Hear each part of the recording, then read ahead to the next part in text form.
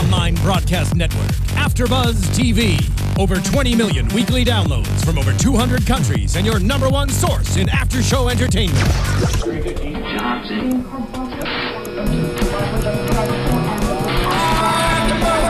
AfterBuzz TV, the destination for TV superfans. Producing aftershows for over 300 of your favorite TV shows. Interviewing celebrities and showrunners. And bringing you behind-the-scenes exclusives. All thanks to E! Entertainment's Maria Menounos, producer Kevin Undergaro, and internet leader Akamai. Now, let the buzz begin! Awesome! Oh, yes. It was an awesome night for Main Event. Welcome to AfterBuzz TV. I'm Tom the Comp Connolly for the AfterBuzz, or After Show. I can't even talk right now. Yeah, you got it. AfterBuzz TV After Show, yeah. Don't be down Main Event. I know, I don't know why. Thought I said it backwards. Across from me, Gabby Loren. How you doing, Gabby? I'm doing good, even though it's just us two tonight. I know, yeah. Scott couldn't make it. Marquia couldn't make it. You know, I wonder why. I don't know. That's why they may be on a rampage again, stealing people. I don't know. But overall, I thought this was a really good main event tonight. I really liked it too. I would say it was definitely better for me than last week's main event. Yeah. Not to be a hater, but you know, I wasn't really feeling last week. Yeah, I thought this one was an overall solid show. Like, we had a good opening segment to set up the match, the first match of the night. We had a Divas match, and then we had a tag team match. So, you know, it rounded out everything that, you know, it is to see in wrestling.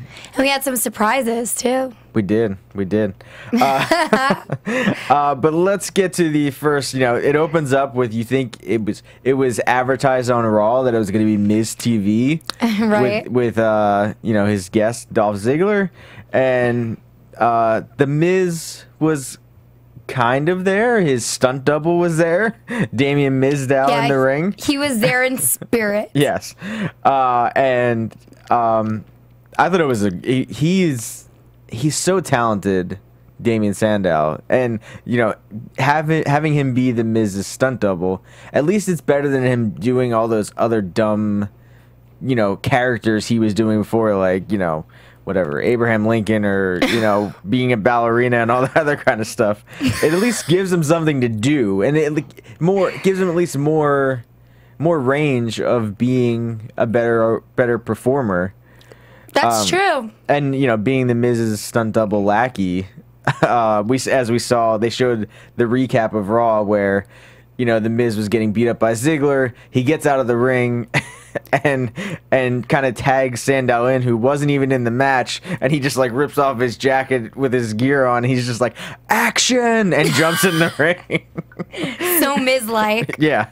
And you know, and then he distracts Ziggler, helping the Miz get the win. So it worked overall. You know, for the Miz it worked. He got the win. But the Miz apparently was in LA filming Fast and Furious, not in Nebraska. I thought that movie wrapped a while ago. Yeah, and I looked up IMDb, and his name wasn't on it. I didn't go all the way down, so maybe he was like the last person in like a special extra scene. Yeah, I don't think he's in it at all. Yeah, that was very strange. Yeah, I was like, I felt like it was one of those, like, why didn't they just pick a different movie? I don't know. I mean, he's not going to be in Fast and Furious. So, like, why would you just find a different movie or just say he's off, you know, doing something? Unless the light bulb went off. Maybe they have a deal with the people from Fast and Furious to kind of plug the movie, so they had to say it a few times during the show. Maybe. But the movie doesn't come out till, I think, next year. So, but The Rock is in the movie, so I don't know. Yeah, The Rock, and then also, I mean, it's been in the media a lot because of the whole Paul Walker situation, so you never know. I think that maybe they're just trying to keep the word out and keep, I don't know, maybe they have a deal with them, money-wise. Yeah, and it's one of those where, because I don't think The Miz is replacing Paul Walker. No. I don't think The Miz is even. I really don't think he's in the movie at all. Why else would they say that? It's very strange. Yeah, maybe that was just the first thing that came to his head. Yeah. But he, you know, Mizdow goes to do a monologue, and as he, you know, inspired by Christmas Bounty starring The Miz, which I thought was good. And out comes Ziggler. And then he just keeps, you know, pretending to be The Miz the whole time. And they get to a really chant. Really? Really? That was so annoying. I thought it was funny because that's what the Miz says. So it makes sense that he's gonna just keep throwing it at Ziggler, and Ziggler's just gonna throw it back at him. Mizdow says he's the greatest performing artist we've ever seen, and Ziggler's kind of like, well, why are you doing this? Kind of calling him out, saying, why are you being his stunt double? Like, what do you get out of doing this? And, Sandow brings up a good point. Like, well, maybe once The Miz beats you for the IC title, then I'll get a title shot against The Miz. Which, The Miz is a very selfish person. I don't think that's going to happen for Sandow. But it's one of those where it plays it up because it can help Sandow move up the card, too. And he can...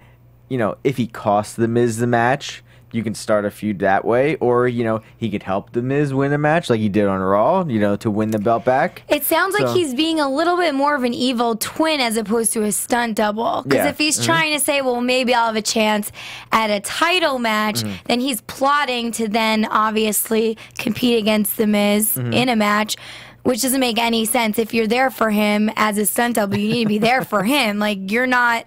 yourself, you're him. Yeah. Well, so it doesn't it's not right. But don't all stunt doubles want to be, the main actor anyway? That is not true. They make so much more money doing, I shouldn't say more money, but they make a ton of money doing stunt doubles because you're doing stunts that could be, cost your life. You never know. And they're trained in those things. It's a special trade to hire someone that does that stuff.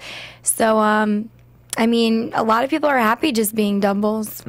Yeah, I'm sure they... But I think with Mizdow's case, I think not as many people are as selfish as the Miz. As the Miz and Damien Mizdow. They're both selfish people, so I think it'll just add fuel to it, and I think it'll be cool to have the Miz who he had a makeup artist with him on Raw and a chair, a director's chair that he sat actor's chair that he sat in, so you can keep adding these little pieces to his, make him form this little group and stable of people where he has, I don't know, an agent or something else, or I'm trying to think or just, to have a whole entourage of people. Yeah, that's what I was trying. Yeah.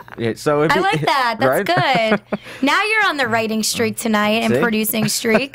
Because they have so many other wrestlers in the back, like somebody that's, I don't know, his gopher to go help him go get things for him. Yeah, and just, an assistant and the cute makeup artist and the hairstylist and who else can we think of? There's so many things, so many people you can add to this. His driver, he could have a driver. The security guard. Yes, That's next. Important. See? So, somebody like Titus. Titus O'Neil's kind of in the Slater Gator thing. Oh my God, wouldn't he be cool, so security? funny. He's like the Mrs. Security Guard now. Nobody who would want to I wouldn't want to mess with Titus O'Neil. That would be really funny. Although I do feel like they should bring in some next people, like you were mentioning off the roster, that may need to be brought into the main roster. Yeah, like NXT people. Would be cool. NXT people. But then so he kind of says what Ziggler says. Well, what if Sandow? Or what if the Miz, can't beat Ziggler? Are you going to go back to being like Bret Hart, Magneto, a ballerina, and Sandow gets pissed, tries the ballerina thing did it. Yeah, that was, Threw him over the edge. So he tries to attack Ziggler. Ziggler counters with the drop kick, knocks him out of the ring. And then we go to a break, come back from break, and we're right into the match, which I was kind of shocked because I was fast forwarding through the little commercial things, and then I hit play, and I was like, wait, this match is happening right now? I was surprised that it happened right away. But let's get to what did you think overall of this first overall of the match? Well, the opening segment first. Well, the opening segment, I like the storyline. Do I think as a person into the actual idea of what's going on, do I agree with the fact that Mizdow is becoming a Miz, a stunt double? No. It's unoriginal. I like it because it's entertaining right now, but overall, wouldn't you want to be your own character? Wouldn't you want to have your own identity? But he's identifying with somebody that people hate as a wrestler and think is cheesy. So, I don't know. It's just interesting. And I think Sandow has a lot more talent. Even watching him wrestle tonight, he seems a lot stronger than The Miz in the ring. Instead of like The Miz crawling to escape because he's scared, you know, he doesn't want to get hit or he hides his head. Gotta protect the moneymaker. Gotta protect it. Yeah, but it doesn't seem Sandow's as concerned with his moneymaker. Well, he's just a stunt double, so he should be concerned because he has to fill in when, you know, Miz isn't there. I guess so. So yeah, But he should be concerned. I just think it's two different people trying to play one person, and I don't really identify Sandow with a Mizdow. Gotcha. But I mean, it still worked for me. It was still entertaining. And then that whole really segment bothered me because it would be fine if it was maybe said 4 times, but if I counted, it probably would have been like 25 or something. It was a lot, yeah. Yeah. It was a lot going back and forth. I mean, if you are Damien Sandow and you've done Magneto and a ballerina, wouldn't you rather be at least part of something like? I mean, because this could kind of get him into it. If they could branch this off, and, you know, he stays with Miz for a month or so, and then he eventually gets frustrated and turns on the Miz, or the Miz, you know, fires him as his stunt double. You know, you could have a nice feud out of that, or he could maybe get a title shot then because he's already starting this feud with Ziggler too. And that's where I agree with you because I think ultimately it's a career decision regardless, as you guys have taught me so well here, that it doesn't matter if you're loved or hated in the WWE, it's still, you know, time to get your face out there. So in this situation, I think it works for him and he's going to take any opportunity that they say you're in a storyline. But for me personally, I think Sandow has more talent than The Miz.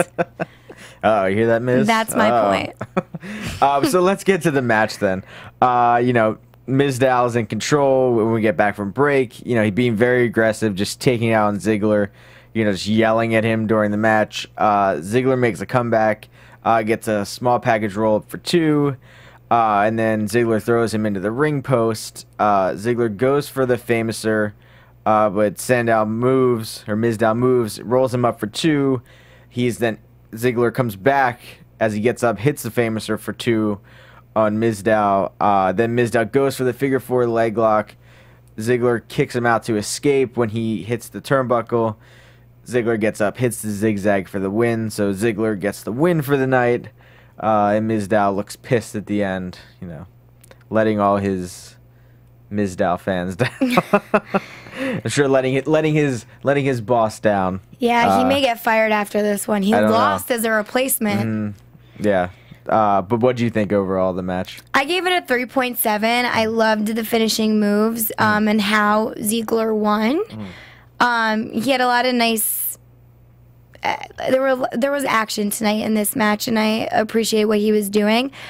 I mean, Damien was great too. Like, he had bought a little time with a head slam into the post on.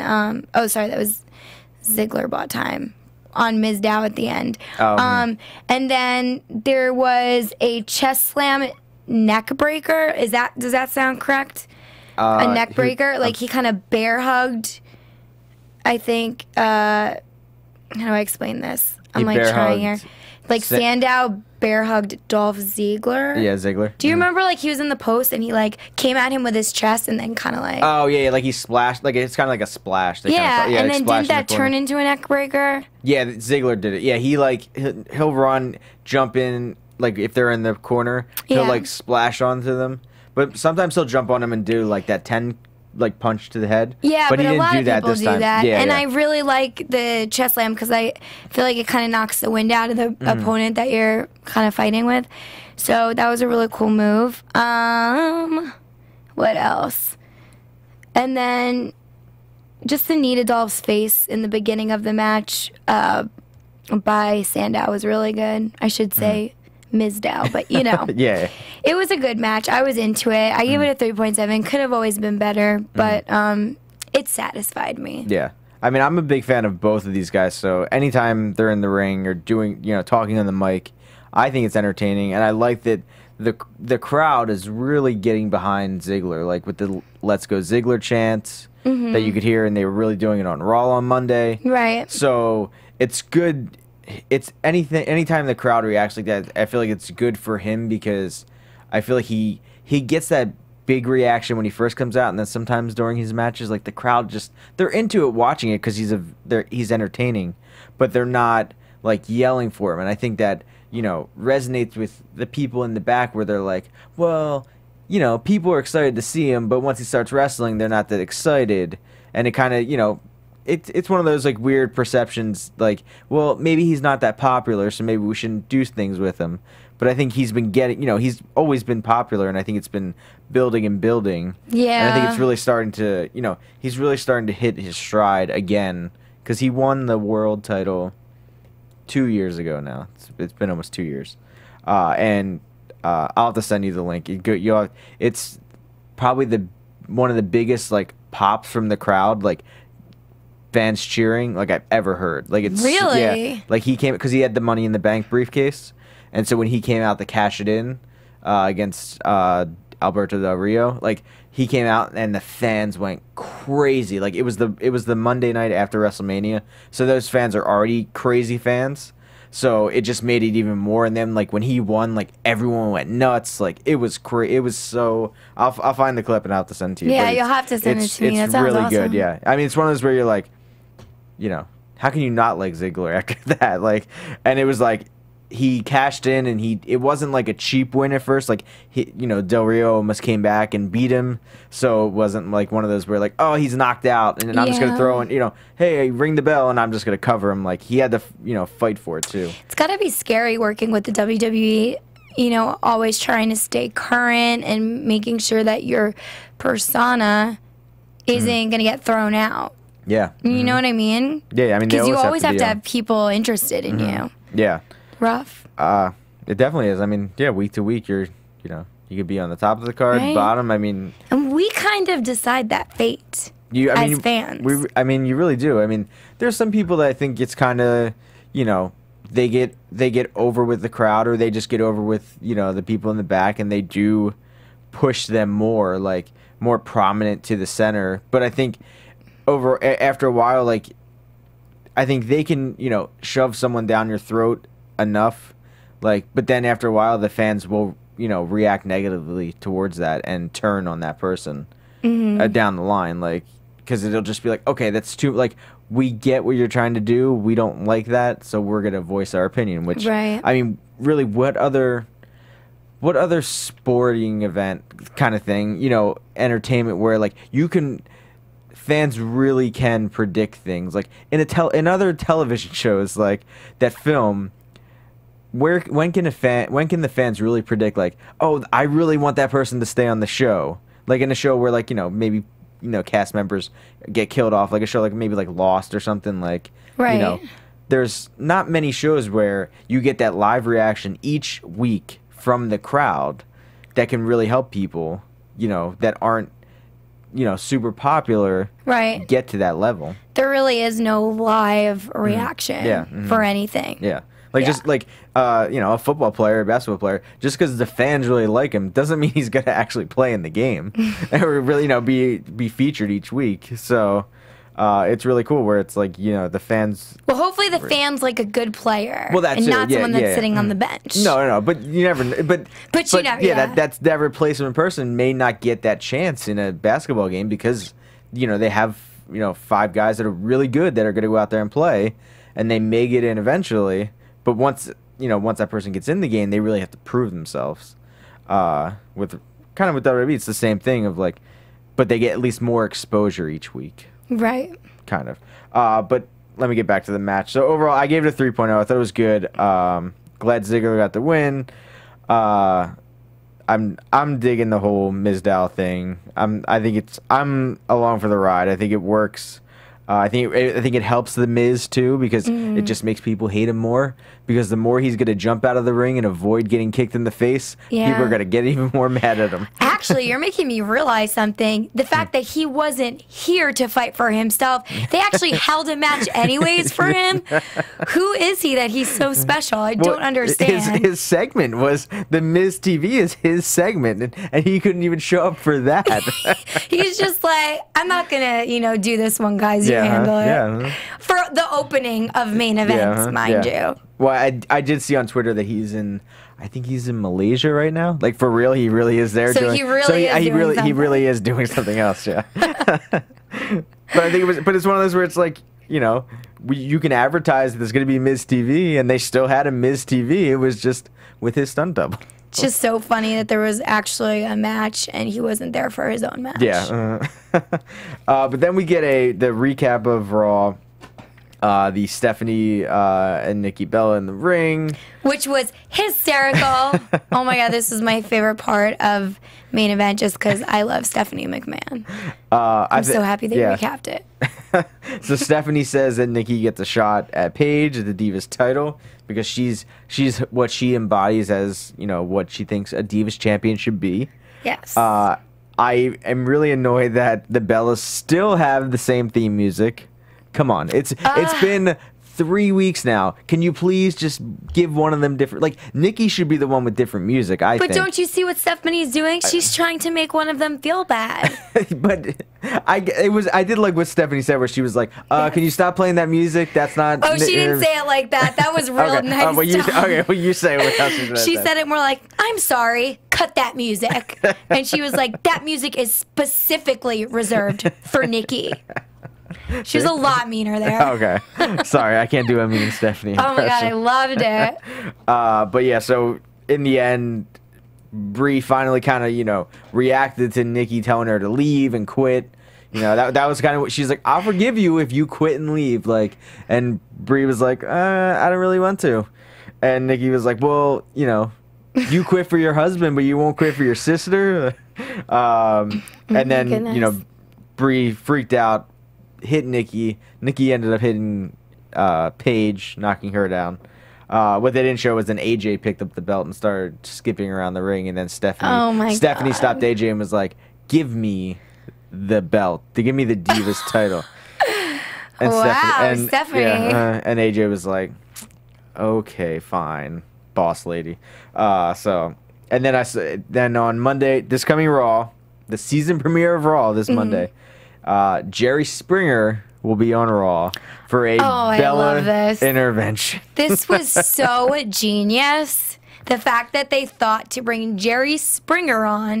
It was either going to be Jerry Springer or like Dr. Phil, But Jerry Springer. I don't think Dr. Phil will be on Raw.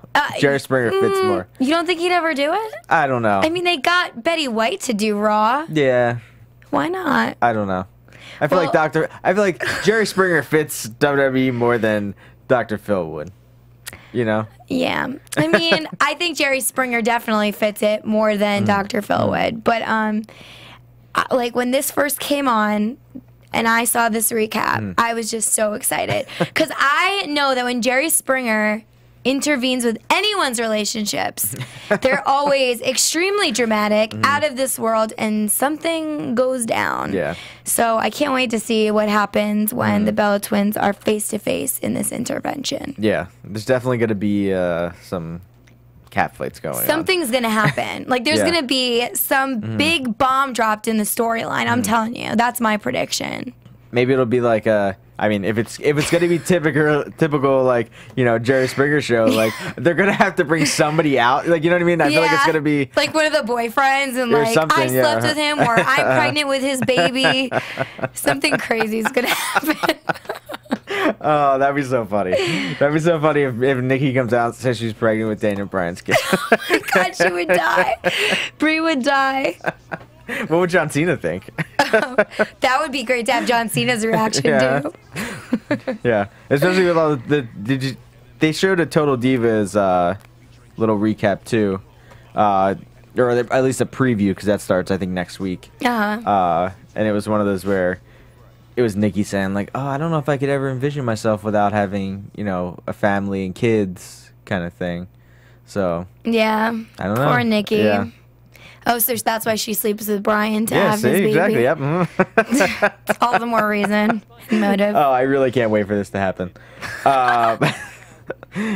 I wasn't that excited about the Jerry Springer on Raw, but now I am because Yeah, now you do, are because you now I can do see want to see where it it's happens. going. Yeah. And you know what, Tom? I give Yeah. it a 5.0 Gotcha. for the recap. Gotcha. So let's get to the Divas match of the night. We have Summer and Layla come out, Slayer, I think that's what they call themselves, versus Rosa and Natalya, which now they're kind of adding Total Divas storylines into because it's back. And I guess they want Natty to watch over Rosa because she's back and she's new, and I mean she's not really they new, said but veteran. Natty's a veteran. Rosa has been around for a while, but Yeah, they said that she's a veteran, but she's just getting back into it, right? yeah. I mean, I think she's still kind of. I don't think she really wrestled that much. That's even what I think before. you guys were saying last week. And I think, and it definitely, I don't know. To me, watching it, it showed that she's not. She's definitely still a rookie. Oh, yeah. Because it started with Rosa going on the attack, and then as Rosa was trying to get into the ring, Layla grabbed her trunks. And did you see it on yours? I didn't see it in this match, but I saw it in another one. Wait, but did you see when she like pulled down her pants? And did it go all black for you when you watched it? Oh, well, there was a few times where the audio skipped, so they probably cut it for the version I saw. Well, when I saw it, she went to like pull her out of the ring, and instead of pulling her out, she pulled her down, but she pulled her pants It came down all the way? Well, it came down about halfway, and then it just went black. Yes, and then it came back I think for on. me, they cut it because I noticed twice there were like glitches in my feed. Oh, okay. When I was watching, so I don't know if anyone Yeah. else experienced that because I just watched it today on the internet. Yeah, yes, yeah. I watched it last night, so maybe they edited it They after. might have. But it was like, definitely Girls are going, getting down. definitely not PG. That happened somewhere else tonight. I'll tell you about that later. all right, Yeah. okay. But yeah, so yeah, we went to black. Then it came back in, and Layla was still You forgot beating the up. rest of the match. Yeah, I after was like, that, whoa! right? I was like, I don't know what's happening.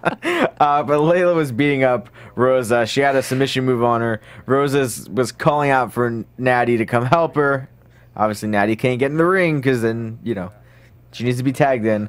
And then Rosa ends up crawling through Layla's legs to finally get her. Or she almost is about to make the tag, but Layla, stops her from doing it. They just dominate Rosa, tagging in and out, her and Summer Rae. Rosa finally gets the tag to Natalya. And I thought Natty had a lot of nice moves. Like, she did that. Summer was on the mat, and she stepped on her back, on Summer's back. I loved that move. And then came off the ropes and Yes. hit the drop kick to her face. And then Summer got up. She hit that spinning clothesline. She went for the sharpshooter, and Summer just smacked the crap out of her in the face. I like that. That was cool. Yeah, that's gotta hurt both of them. Yeah. And then as Natty's standing by the corner, Rosa, I don't get if she was not knowing what she was doing, just kind of like patting Natty on the back, but that's obviously a tag.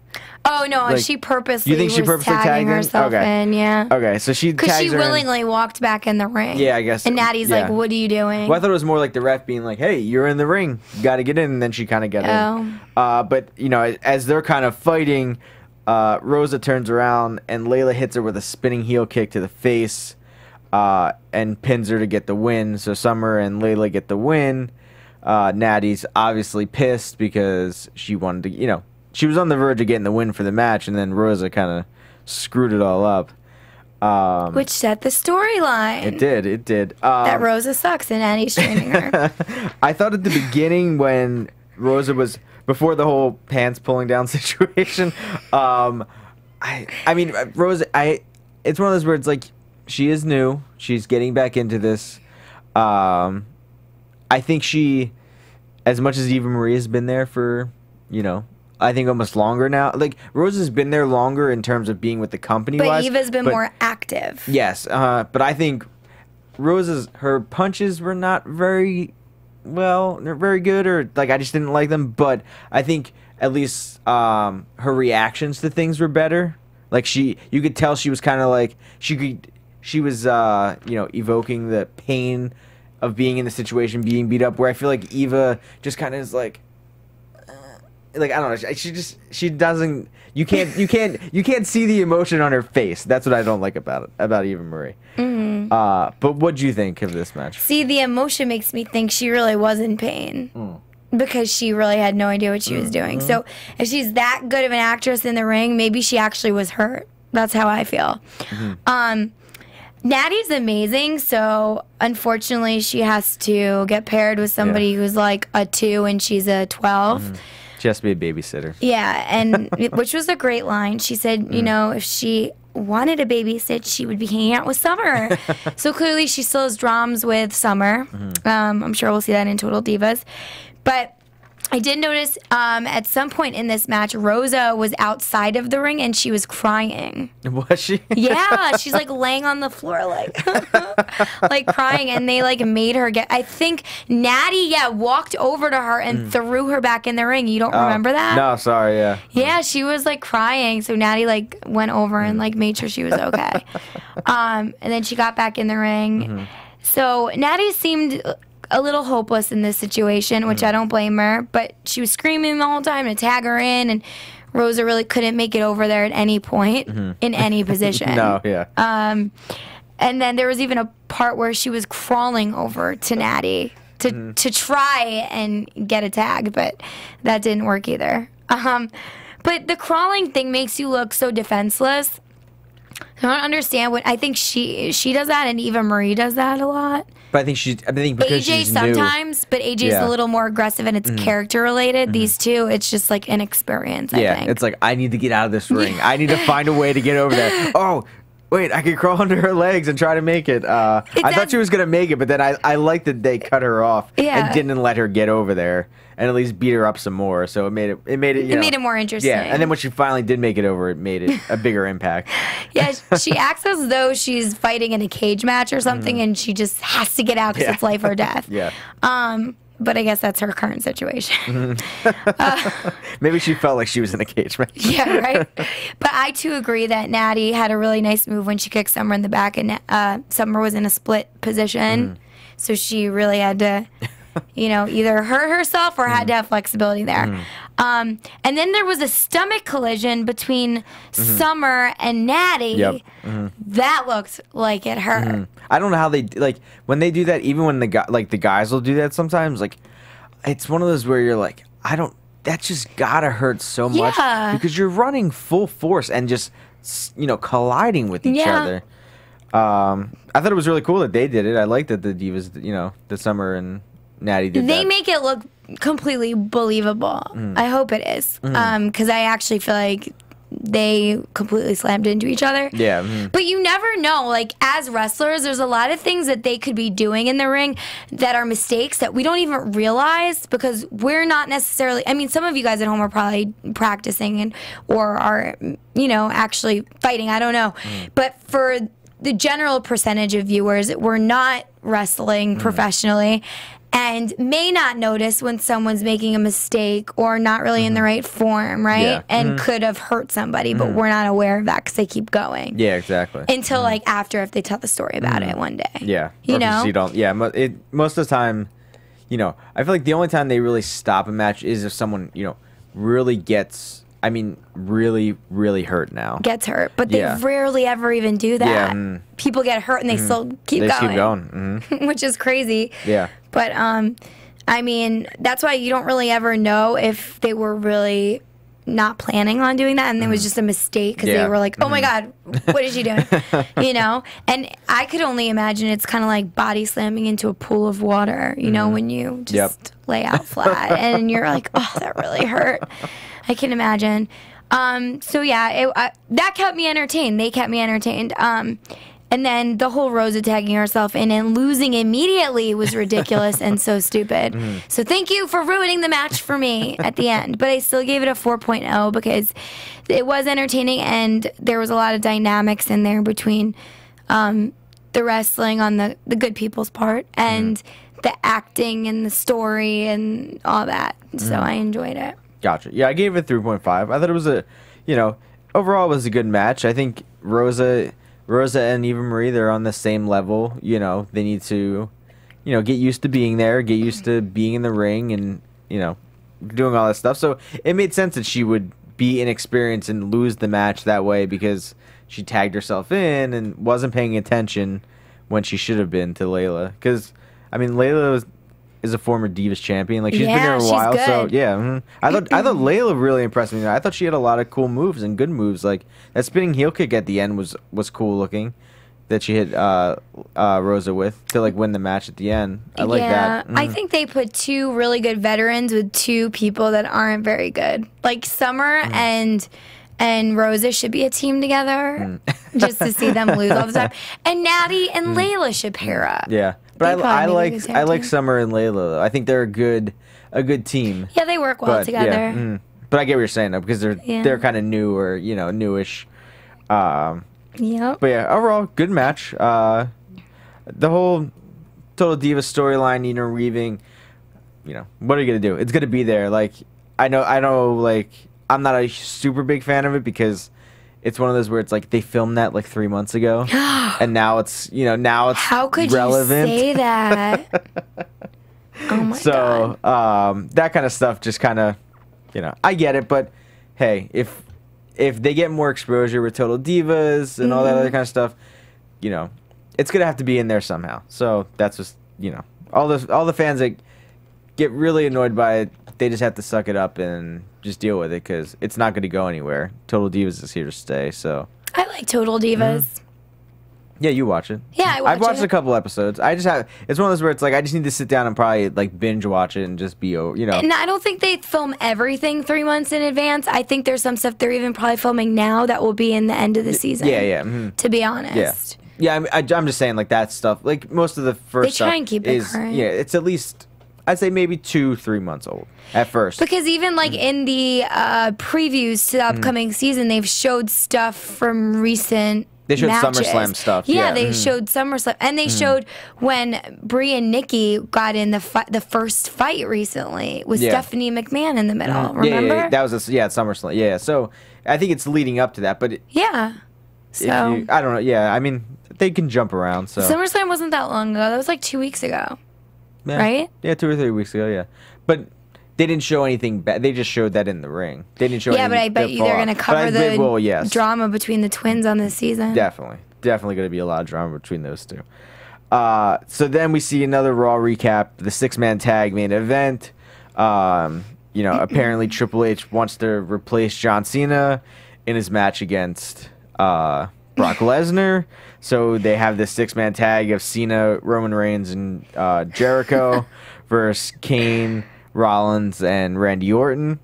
I don't really get the whole let's replace Cena in the match because they don't like Cena anymore. I guess, but he's guaranteed a rematch. So why would you go? Sorry, dude, you don't get it now. They like to be what they call themselves, an authority. They like to make their own rules and decisions. So then in the match we see Cena hits the AA on Kane, and then he ends up tagging in Roman Reigns, which I thought was kind of weird because if John Cena is supposed to be impressing Triple H, wouldn't you want to get the win in the match? Like, why are you giving the win to this younger guy that is trying to replace you? Because Cena's what, 37? Roman Reigns is, I think, his late 20s, maybe early 30s. Wow. So like. Roman Reigns is the next. They're kind of grooming him as like the next guy, the next to come big up, guy. Yeah. So I just thought it was kind of a weird way to end the match because if you're trying to impress your boss, why would you then? You're doing all the work and then at the end you give somebody else, they finish it for you. Like why are they finishing your work for you if you're doing all the work at first? You're talking about John Cena? Yeah. Yeah, but didn't he throw... he did throw Seth Rollins on Rollins, onto the commentator box? Yeah. I thought that's how it ended. Well, that's how it... But at least the match... how the match ended was John Cena tagged in Roman Reigns and let Roman Reigns spear Kane to get... Roman Reigns got the pin. And then he walked out to confront Triple H, right? Yeah. Yeah, I mean... Maybe he's just giving the I don't care attitude. Maybe. Like, I'm just going to do what I want. Hustle, loyalty, I don't care anymore. Yeah, maybe that's kind of what he's trying to say. Maybe, but I don't know. I'm guessing he impressed Triple H enough Although that they haven't changed the match yet. So I think they need to give him better lines, Cena, because the way he kind of finishes off, you know, his powerful statement to the authority is just, it's not as I mean, I like his passion behind the way he speaks, but the words of what's coming out of his mouth are just not really thought out. Don't you think? I mean, sometimes he just cheesy. doesn't. But that's John Cena. That's why everyone loves John Cena. He's like, I'm not gonna win, or he's like, I'm not gonna beat him. I'm gonna beat his A. But okay, thank you for that. Which you added one extra word in there. No, but I did. Well, I was listening to. I'm trying to think what I was listening to. I think it was Stone Cold has a podcast. It was him and Paul Heyman talking, and I was listening to it. And when he first came out and said that, Cena said that like 2 weeks ago or whatever. I was like, yeah, I was exactly how you were. Like he just, you know, I don't get it. But when they were talking about it and they described it in John Cena's mind now, he got his ass kicked at SummerSlam. Everyone saw it. Everyone knows what happened. So it's kind of a cool evolution if they do it in the right way, how it's kind of playing out with John Cena of he's going to Night of Champions where he is fighting for the title. He's going, but that's not really his primary reason for going. Like, he's going there to beat Brock Lesnar's ass because Brock Lesnar kicked his ass. So, like, he you know, if he wins the belt back, that's an extra bonus added to John Cena. But the fact that he's going, like, he's going there, he's like, I'm going to beat his ass. That's what I'm going to do. I don't care about the belt as much. I care about that. So why doesn't he just say it like that? It's not like, I'm not going to beat him. I'm going to beat his ass. It's like, you could have just said the second part once. Oh, here he comes. But yeah, you see me? Yeah. So the way they explained it was, if you haven't listened, go check it out. It's a good podcast. But I like the way they were explaining it because if John Cena loses, and he says, say John Cena gets his ass kicked again, then where does he go from here? Like, then no one's gonna want to see him. That's the end of his career. Like, yeah, I mean, what, you can't get beat up twice like that. Yeah, and that to me is, it makes me intrigued to go. You know, I mean, I'm excited to see this match because what does happen, or does Cena go to the depths of like that? You know, that dark side that he doesn't go to find that, you know, strength to, you know, be that out of control person that we never really see.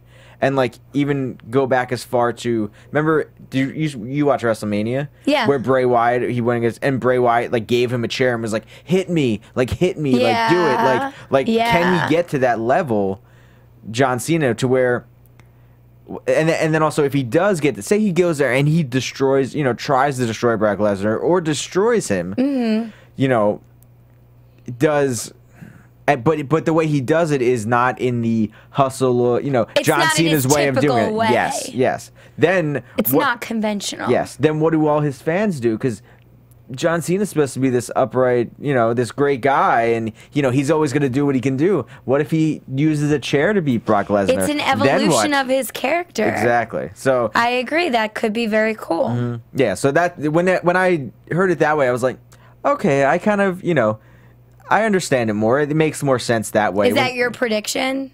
That he's going to evolve into somebody else? I mean, I'm not. I would hope. I mean, I hope so because I think his character doesn't need it. It'd be a nice. He doesn't have to be a completely different guy because that's never going to happen.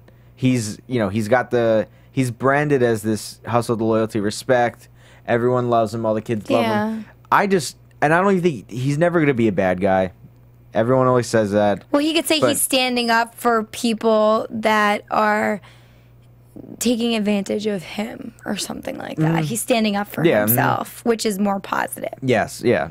So, I mean, either way, hopefully, I mean, I really don't, I would not want it, one thing I would not want to see at Night of Champions is the complete opposite happen of what happened at SummerSlam, where John Cena just comes out and destroys Brock Lesnar, because that would just, I feel like if that happens, then you know, Brock Lesnar, then Brock Lesnar's career is over, because how can you be so dominant one match and then get destroyed yourself the next? So it's gonna be an interesting one. it is. I think it'll be cool. I think everyone will be surprised with what happens. However, I do think John Cena's a little nervous because you know, on his little out there with Triple H, his voice cracked as he was, you know, mentioning that he was going to fight on the Night of Champions. I don't know if anyone heard that, but I was like, is that passion or is that nerves? Probably nerves. I don't know. I mean, we saw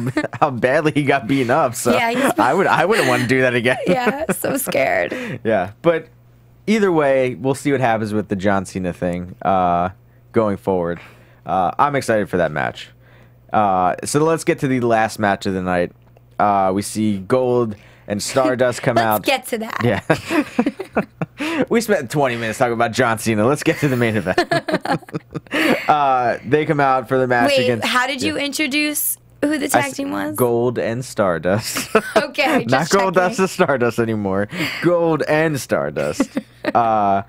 Versus Los Matadores without El Torito. No, I think because he's hurt from last week. So remember when Stardust threw him out of the ring?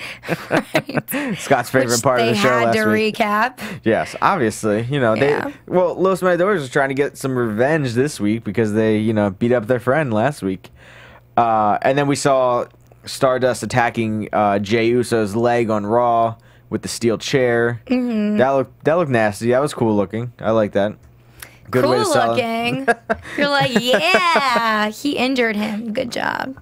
He was already injured, so he just injured him some more. I just feel bad for those people when they're already injured and they just get injured worse. Yeah. So I think it's definitely leading to Stardust and Goldust against Usos at the pay-per-view. Oh yeah. Well, if Jay can wrestle. Right. If his legs hurt, then what do?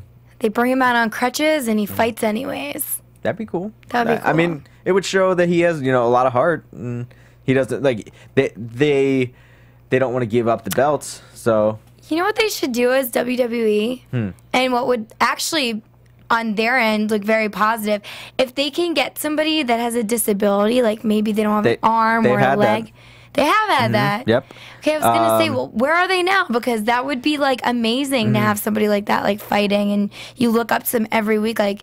You know, they're permanently struggling with that kind of issue. I'm trying to think. It was early 2000s, I think. I think his name was Zach. I think it was Zach Gowen, I think. Good for him. It was Zach with a G. I think his last name was a G. But he only had one leg. So and he was brought in as like he was like a fan in the crowd, and I think it was the Big Show. It was somebody. It was a big guy. Like he jumped over the barrier, and when he was in the ring, like they went to attack him, and they went to grab him, and when they grabbed his leg, they pulled off his prosthetic leg. Oh my god! Yeah, and then he ended up like fighting. Then he was, you know, got a contract with them, and he was with them for a while. Mm-hmm. So yeah, and he was cool. Like his move was he would do a moonsault off the top rope. That was his like finishing move. But don't you think it would be cool to have someone like that as a WWE World Champion to like set an example out there for all the people that think that because they have a disability they could never accomplish something like that? But I think that would be a great message. It would be. It definitely would be. As John Cena is a great message to his fans. Yeah, that'd be cool. That'd be really cool. Yeah. I feel like one day it'll happen. One day. I mean, anything's possible in WWE. Yes. But so the match, Los Matadores are in control and Goldust at the beginning. Stardust then takes control and then tags in Goldust again, who is beating up Fernando in the corner. I don't know what that was. That was a quick plug for the WWE Network. Okay, I was going to say random sound effects there. Only $9.99. Do you know they have $9.99 T-shirts now? They're selling I've seen everything. Like they keep also posting photos of it. It's crazy. They're obsessed. They are. You already have my money, people. You don't need. I'm signed up. Don't worry. It's like just as the fans determine the future of WWE superstars, they also do the plugs and the advertising for the network. Also, yes, they are responsible. But yeah, so Goldust is in control for, I think it was Fernando in the corner. Then Goldust gets thrown out of the ring. Poor Goldust. Yeah, and he's kind of almost about to get counted out, and Stardust gets down, throws him in the ring to help him back in, so they don't lose the match. Fernando gets the hot tag to Diego, takes out Stardust. Diego with a cool flip out of the corner onto Stardust. Oh my goodness! Can I interject where the point of? Yeah, because I don't know what you're talking. I really didn't know what you're talking about. There was an icy crack moment. It was in this match. Even more than Rose's earlier in the show. I'm not sure we're gonna have to replay that, but Stardust grabbed one of the Mandatory's pants. I saw a crack, and then he quickly let go because I think he realized what was going on. He was like, "Oh, he's gonna get mad now. He better watch out." So we saw. I guess I didn't see it, but you saw. It was like coming back into the ring. He tried to like grab him, I think. Okay. And as like the mandatory was trying to go in the ring, like his purple pants were. I saw a crack. Comment if you saw a crack too. Yeah. Roses or Los Matadores crack. Did you know Rosie? It's kind of almost weird. Rosa used to be their manager. Shut up. Yeah, really? when they were Epico and Primo, she was their manager. So, so they both have crack problems. They need to pull up their pants. Jeez, come on. Hashtag crack problems. Yeah.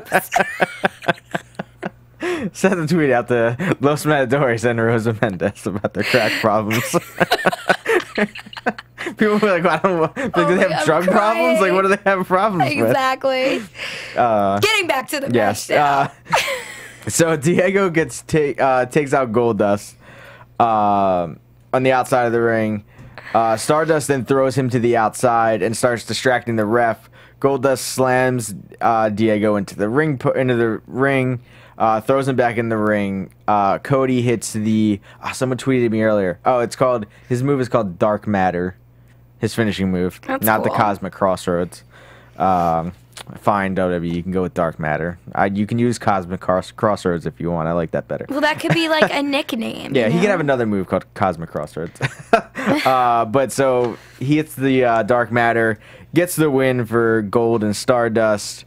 Post-match, they start attacking Los Matadores, the Dusties or whatever. And, they are just out of control, Goldust and Stardust. Like, they just don't care anymore. What do you mean they don't care? Well, I mean, they're just attacking people after the match is over. Oh, yeah, like, they're evil. Yeah. Oh, they're going to the dark side of being they're evil. They're going to the black hole. Yes, exactly. Yes.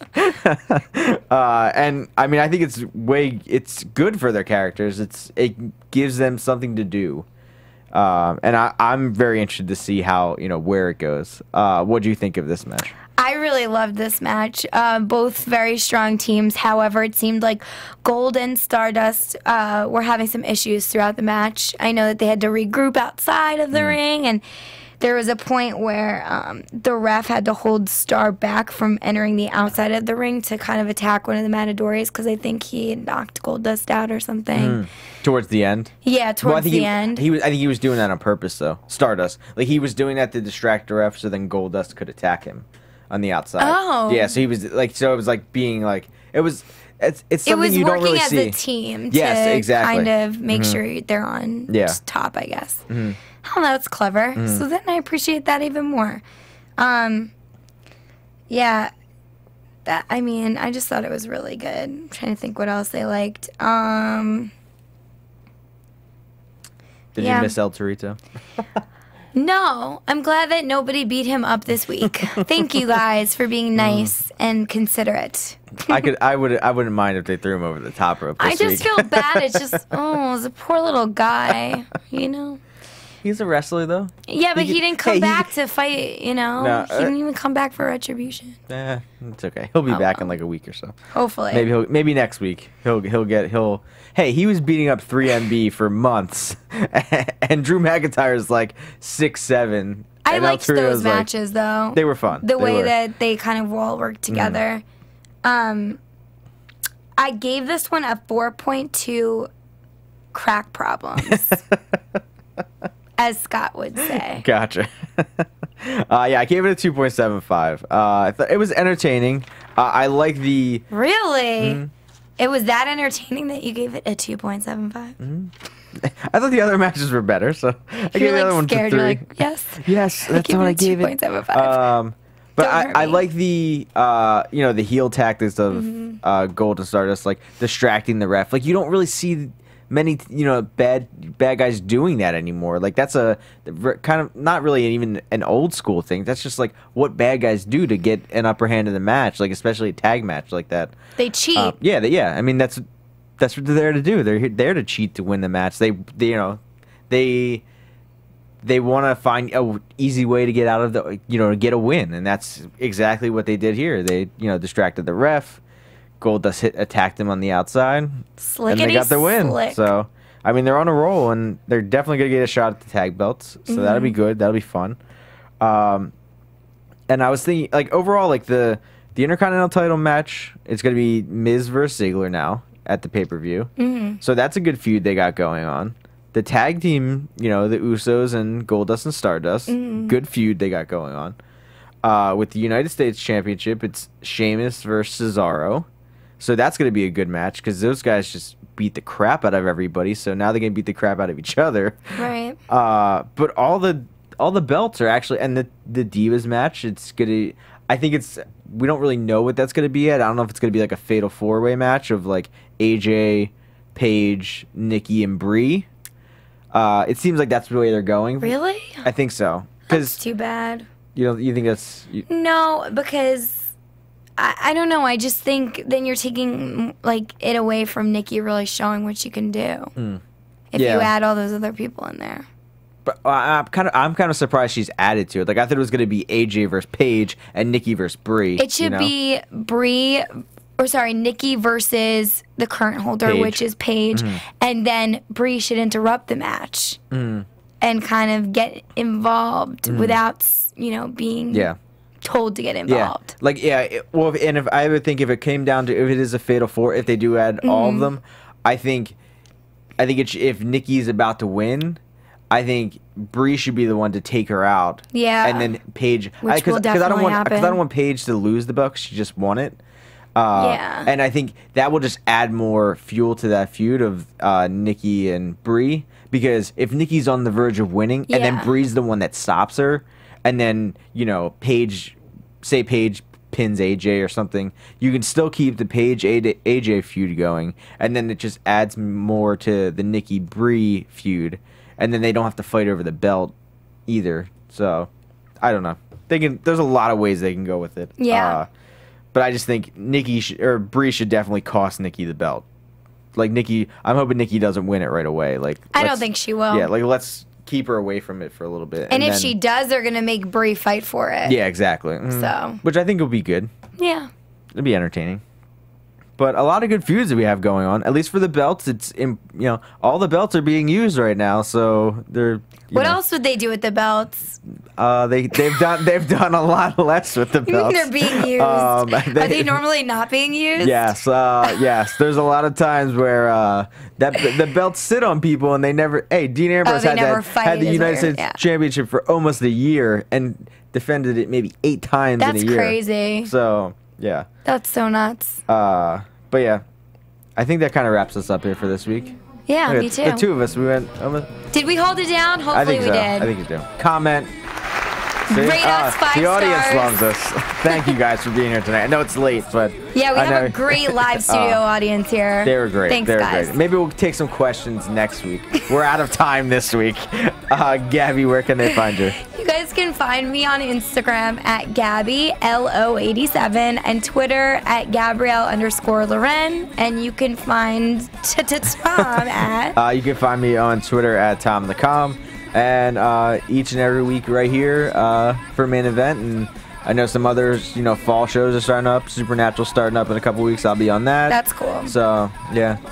And I'm sure Scott and Marquis will be back next week. So hopefully we'll have the whole crew here. Yeah. To talk about the 102nd episode of Main Event. Right. So we'll see you guys next week. From executive producers Maria Menounos, Kevin Undergaro, Phil Svitek, and the entire AfterBuzz TV staff, we would like to thank you for listening to the AfterBuzz TV Network. To watch or listen to other after shows and post comments or questions, be sure to visit AfterBuzzTV.com. I'm Sir Richard Wentworth, and this has been a presentation of AfterBuzz TV. Buzz you later.